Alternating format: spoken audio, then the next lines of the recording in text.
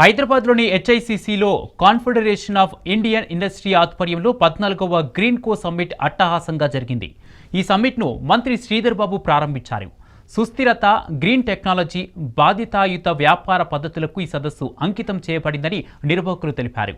పర్యావరణ పరిరక్షణకు కొత్త పాలసీ తెచ్చామని మంత్రి శ్రీధర్ బాబు చెప్పారు. సాంకేతికతతో కాలుష్యాన్ని తగ్గించేలా పరిశ్రమలను ప్రోత్సహిస్తున్నామని ఆయన అన్నారు.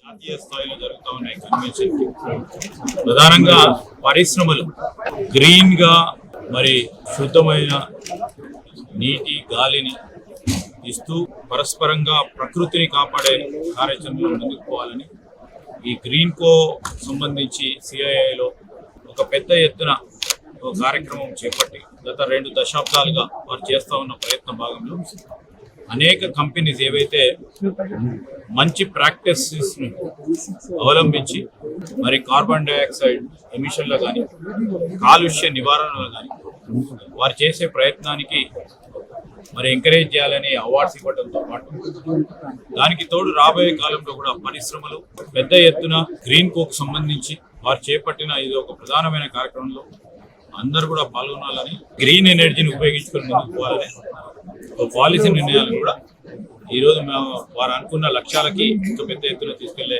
అవకాశం ఉంటుంది. దీంట్లో ప్రత్యేకించి సిఐఐ కాన్ఫెడరేషన్ ఆఫ్ ఇండియన్ ఇండస్ట్రీకి సంబంధించిన పెద్దలందరూ కూడా గొప్ప ప్రయత్నం చేస్తూ ఉన్నారు. వారిని అభినందిస్తూ రాష్ట్రీయ చేయడం జరిగింది.